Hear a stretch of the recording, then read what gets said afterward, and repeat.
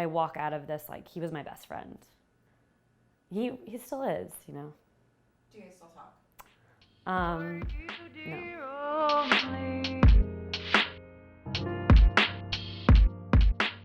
We had this like very like innocent relationship from 5th grade where he was like this cool boy from this other elementary school, and I was kind of this like girl that didn't know him, but he was like this cool guy, whatever.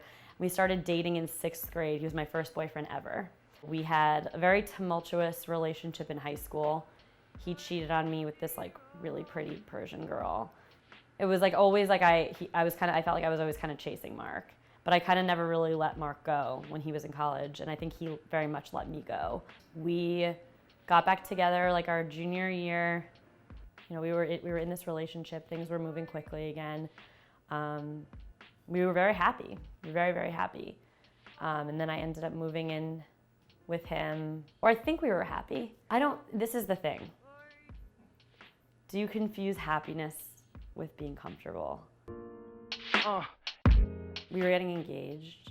He wanted to get engaged. I wasn't sure I wanted to get engaged. I don't know why I wasn't sure. Probably because I knew he wasn't the right person for me. So I have this like long life dream, is that lifelong dream? Lifelong dream to move to LA. I had kind of like brainwashed him to move there with me. This is like a couple years ago, and he finally agreed. So he was like, let's go. We're gonna move in January. And I had been having reservations of like staying in New York to pursue comedy because I was like doing really well with that. And I was like, I think it's a bad time for us to leave. I wanna stay. And he was like, okay, well, I'm gonna go, and I think you're gonna stay, and this is an opportunity for us to take a break. I think when people are so different, you kind of like, it's like the polar opposites. Like you just assume that these roles of like, well, I'm this person, so I do this. You're this person, so you do this. And then you just like roots down into those like roles. And then if you don't check in with each other and you don't communicate, you're just like, yeah, you're on the like, 2 different islands, and you're like, well, I'm doing this over here. Well, I'm doing this, and like, you have to communicate. And like, I just think we had a huge problem with that at the end. I remember we were in LA for New Year's, and we were at this like venue that was like a really cool venue. I don't know, what do you say? The ball dropped, whatever. The turn midnight, and he like kissed me, and he was like, "Let's get engaged this year." And I was just like, and it was like, I mean, if that doesn't say something, then I don't know what does. Fast forward, it's now almost a year later.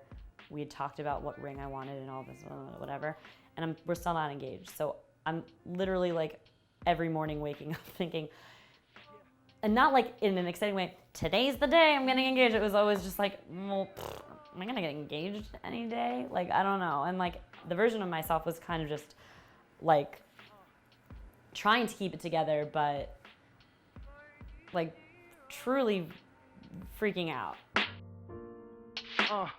Fast forward now, I think I'm like the best I've ever been.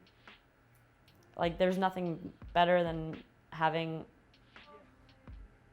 the epiphany that like you're okay. Like, to give myself credit, I'm like, it's not even a year later, and I'm already like, I'm fine, you know? I'm not crazy. And like, I think that relationships ultimately, like, the one that I want to have right now is the one with myself. So I'm just trying to get to be comfortable enough with that to be okay with just being that by myself, like laying down at the end of the day in my bed and not like reaching for the other side of the bed and being okay with that. Like, or just, you know, even not reaching for the other side of the bed, just being okay with falling asleep a little bit colder than before.